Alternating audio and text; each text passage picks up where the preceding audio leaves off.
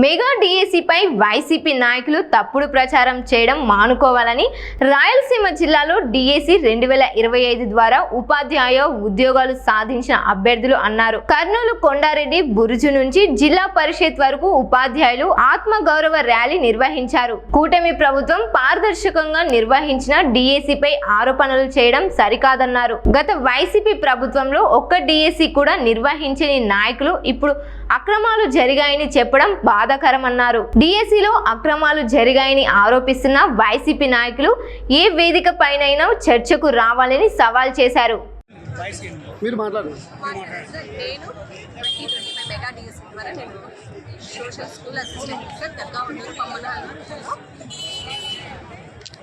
టీచర్గా వర్క్ చేస్తున్నాను sir. YCP చేసిన ఆరోపణలన్నీ అసత్యాలని నేను అనుకుంటున్నాను సార్. కాబట్టి వాళ్ళు చెప్పే దాంట్లోకి నేను ఖచ్చితంగా నేనే కాదు సార్, మెగా డిఎస్సీ ద్వారా అందరూ కూడా తగిన సమాధానం చెప్పాలి. ఎందుకంటే ఇక్కడ ఉన్న మధ్యతరగతి వాళ్ళందరూ కూడా కష్టపడి పైకి వచ్చిన వాళ్ళే సార్. ఎవరు డబ్బులు ఇచ్చి కొనుక్కోరు.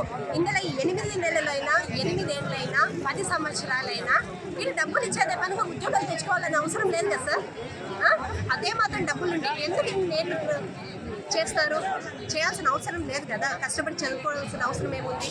వాళ్ళ కుటుంబం కోసం, వాళ్ళ కుటుంబంలో కూడా అశాంతి అనేది ఉంటుంది కదా సార్.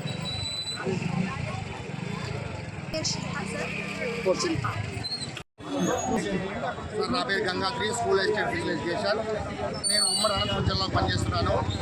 నేను డిఎస్సి రాకముందు లారీ డ్రైవర్ కానీ హోటల్స్లో, హాస్పిటల్స్లో, టమోటా మార్కెట్లో ఇలా నానా రకాలుగా పనిచేసేవాడిని. దాని తర్వాత ఒక చిన్న షాప్ పెట్టుకొని షాప్లో పనిచేస్తున్నాను నేను.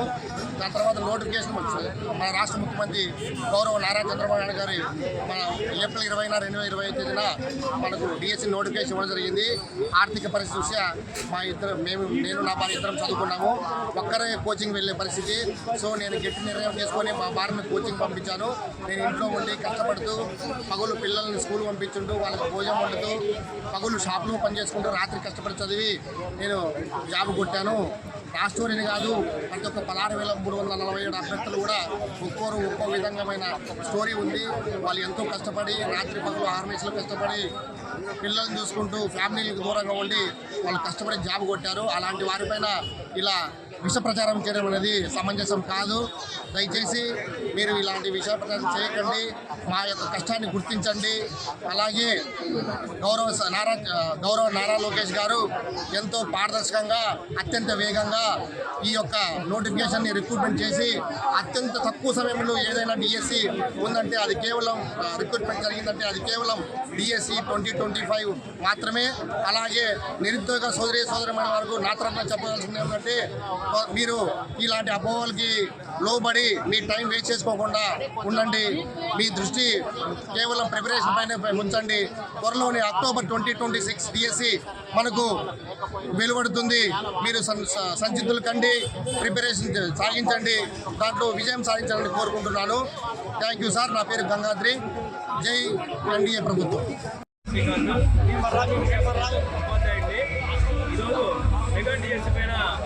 నగలు చేసేటువంటి ప్రతిపక్షాన్ని నిలదీసేందుకు కొండారెడ్డి బ్రిడ్జి నుంచి జిల్లా సచివాలయం వరకు పాదయాత్రగా వచ్చి ఉపాధ్యాయ బృందం వద్ద ప్రతిపక్షాన్ని నిలబడేది జరిగింది. మా యొక్క నియామకాలు పారదర్శకం కాదని, బాధ్యత లేకుండా నియమించినారని గత ప్రీతమ ముఖ్యమంత్రిని అలాగే విద్యాశాఖ మంత్రి నారా లోకేష్ గారిని నిందాపూర్వకంగా అలాగే ఉపాధ్యాయులు తక్కువ చేసే విధంగా బహిరంగంగా మాట్లాడడం జరుగుతుంది. ఇది ఎంతవరకు వాళ్ళకు సమంజసం? పేద విద్యార్థులకు అంతర్జాతీయ స్థాయి విద్యను అందించాలనే ఉద్దేశంతో గొప్ప నియామకాన్ని 16,000 ఉద్యోగాలను ఏకదాటిగా ఒకే తక్కువ టైంలో నియమించి పేద విద్యార్థుల కోసం ఎంతో కృషి చేస్తున్నటువంటి ఈ ప్రభుత్వాన్ని ప్రతిపక్షాలు ఎందుకు ఈ విధంగా విడుదలే కార్యక్రమాన్ని పెట్టుకున్నాయి? ఉపాధ్యాయులు పేదవాడికి పేద నిరుద్యోగికి ఉద్యోగం కావాలని, ఉద్యోగం తెచ్చుకోవాలని, అలాగే ఈ సమాజానికి సేవ చేయాలనే ఉద్దేశంతో వీళ్ళందరూ వస్తారు. ఇటువంటి గొప్ప నిర్ణయాలను వీళ్ళు ఎందుకు కాలం రాస్తున్నారు? భవిష్యత్తులో మరెవరు చదువుకోవాలన్నా, వాళ్ళ రాజ్యమే ఏలాలన్నా, వాళ్ళే ఉండాలనుకుంటున్నారా? దీన్ని ఆలోచించాల్సిన విషయంగా నేను భావిస్తున్నాను. సమాజం ఎటుపోతుంది? సమాజంలో ఉపాధ్యాయుడు యొక్క ఉపాధ్యాయుడి యొక్క స్థాయి ఎంతవరకు భంగం కలిగించే విధంగా వీళ్ళు చేస్తున్నారు. దీన్ని ప్రతి ఒక్క ఉపాధ్యాయురాలు ఖండిస్తున్నారు. ఈ పశ్చిమ రాయలసీమ ప్రాంతాన్ని వెనుకబడిన ప్రాంతంగా అందరూ గుర్తించినారు.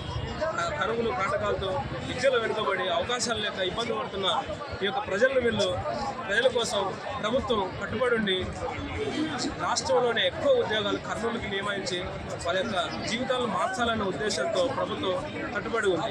దీనికోసం ఎంతో కృషి చేసినటువంటి ఈ యొక్క కూటమి ప్రభుత్వాన్ని ప్రతిపక్షాలు విమర్శించడం అనేది ఎంతవరకు సమంజసం.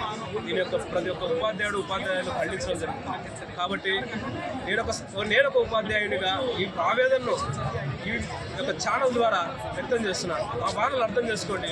ఉపాధ్యాయుల స్థాయిని పెరిగే విధంగా మీరు గుర్తించే విధంగా ప్రపంచ స్థాయిలో ఆంధ్రప్రదేశ్ యొక్క ఉపాధ్యాయుల స్థాయిని పెంచే విధంగా మాట్లాడాలి తప్ప వారిని రోజు రోజుకు దిగజార్చే విధంగా చేయడం మంచిది కాదని ఈ తరఫున మాట్లాడడం జరుగుతుంది.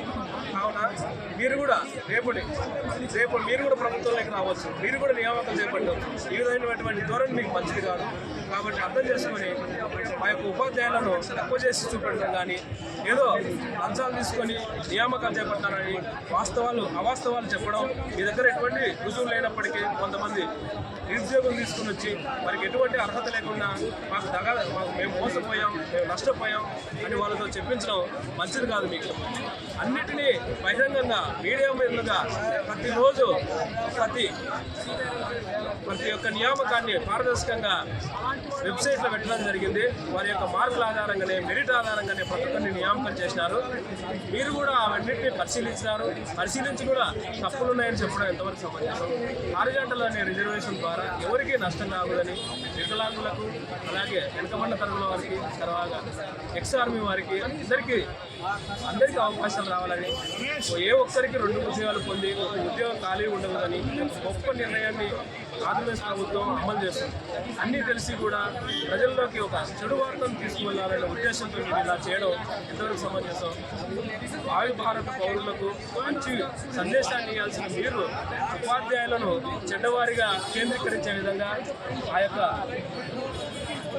మంత్రివర్గాన్నే చెడ్డలు చేసే విధంగా మీరు చేస్తున్నారు. రేపటి పౌరులను తీర్చిదిద్దాలనే ఉద్దేశంతో ఉపాధ్యాయులు చేపట్టారు. ఆ విధంగానే మీరు కూడా మమ్మల్ని గౌరవించి మా యొక్క నియామకాన్ని కూడా మీరు గౌరవించాలని ఈ విధంగా మనలో తెలియజేస్తున్నారు. నా పేరు శ్రీకాంత్ సార్. నా పేరు వైష్ణవ్ శంకర్. నేను మెగా డిఎస్లో స్కూల్ అసిస్టెంట్ మ్యాథ్స్గా సెలెక్ట్ అయ్యాను సార్. ఇక్కడ మెగా డిఎస్సీ పైన వస్తున్నటువంటి ఆరోపణలు చాలా అబద్ధం. సో ప్రూఫ్లెస్ ఉండేటువంటి ఆరోపణలు చేసుకుంటూ ఈ మెగా డిఎస్సీ పైన దగా ఆరోపణలు చేస్తున్నారు వితౌట్ ప్రూఫ్తో. సో ఇలా చేయడం అనేది ఈ మెగా డిఎస్సీ వారిపైన ఉన్నటువంటి ఇదిగా మారుతుంది. సో అటువంటివి ఏమి కూడా చేయకూడదని మేము కూడా కోరుకుంటున్నాం సార్.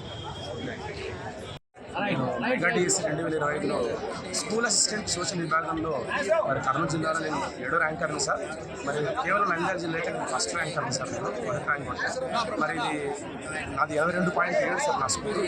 నేను జగన్ ఉన్నటువంటి గవర్నమెంట్లో కూడా టెట్ రాసాను సార్. నేను అప్పుడు అది టెట్ స్కోర్ ఎంత ఉందో 115 నా TET score sir. Chandrababu Naidu పెట్టిన మన ముఖ్యమంత్రి గారు పెట్టిన టెట్లో కూడా సేమ్ స్కోర్ వచ్చేసాం. ఎక్కడ మేము చాలా కష్టపడి మా కుటుంబాలను సార్, పిల్లలు కుటుంబాన్ని పోషించినటువంటి ఎంతో కష్టపడినటువంటి ఫ్రాడ్ చేసిన సార్, అక్రమాలు చేయాలి, ఎక్కడ అక్రమాలు సార్. మాలాంటి మిగతా వాళ్ళకి ఉద్యోగం వచ్చింది సార్. కష్టపడినటువంటి వాళ్ళది సర్వీస్ వాళ్ళలో మెజారిటీ ఊరు ఎన్నో సంవత్సరాలు సార్, 6-10 కష్టం సార్. సో దయచేసి మమ్మల్ని అవమానం ఎవరు తెలుసుకొని మాట్లాడండి. సో దీని మీద 335 కేసులు వేయడం జరిగింది. ఒక్క కేసు కూడా ఎందుకు నిలవలేదంటే ఆ ఆరోపణలు ఎక్కడ కూడా పసలేదు, ఎక్కడ కూడా తప్పు చెప్పినట్టు ఆధారం చూపించలేకపోయింది. సరే ఇప్పుడు కాదు సార్, ఈరోజు కాదు, అక్రమాలకు వెళ్ళిన తర్వాత నోటిఫికేషన్ వచ్చినప్పటి నుంచి జరుగుతుంది సార్. అవమానం జరిగింది, తప్పు జరుగుతుంది. ఎక్కడ తప్పు జరిగింది సార్? ఎక్కడైనా తప్పు జరిగితే నేను ఏ శిక్ష వేయించిన సిద్ధమే సార్. నా గురించి కొండారెడ్డి గురించి కర్నూలులో నన్ను ఆడ ఊరేం సార్ తప్పు చేసింటే నన్ను తప్పు చేయలేదు సార్. జాయింట్ రాసి 6 సంవత్సరాలు పట్టి కష్టపడి వచ్చింది సార్. అంత ఈజీగా రాలేదు సార్. ఉద్యోగం వచ్చిన తర్వాత లాస్ట్ ఇంకా తప్పు జరిగింది, ఫ్రాడ్ జరిగింది, తప్పు అక్రమాలు జరిగింది చెప్పడం చాలా అంటే మాకు ఎంత బాధాకరమైందంటే ఆ ఆవేదనకి అంటే పెద్ద అవమానం సార్. గవర్నమెంట్ తిరిగి వచ్చినాము, ఆ గవర్నమెంట్ హ్యాపీగా ఉన్నాం అనుకుంటే లాస్ట్ మళ్ళీ ఆక్రమణ చేసి వచ్చారు. ఇట్లా రకరకాల దయచేసి మనకి ఇట్లా మాట్లాడుతున్నాం తెలుసుకోండి సార్. మీకు తెలియకపోతే సబ్జెక్ట్ తెలుసుకోండి. ఒకవేళ అవగాహన లేకపోతే నేను కల్పిస్తే సార్ అవగాహన మీకు సార్. సో ఇంకోటి సార్, ఏది కూడా ఫ్రాడ్ జరగలేదు సార్. ప్రతిదీ కూడా పబ్లిక్ డొమైన్లో డిఎస్పీ కొడితే ఏ కూడా అవసరం సార్. పెద్ద నాలెడ్జ్ అవసరం. వెబ్సైట్ ఏ డిఎస్పీ కొడితే sir. So everything is available. ప్రతి ఇన్ఫర్మేషన్ లిస్ట్ వెబ్సైట్లో అవైలబుల్ సార్. చెక్ చేసుకోండి. ఎక్కడ కూడా ఫ్రాడ్ జరగలేదు. నిజాయితీగా వచ్చినాం అంటే మాకంత శక్తి లేదు సార్. డబ్బు సాయం మాకు.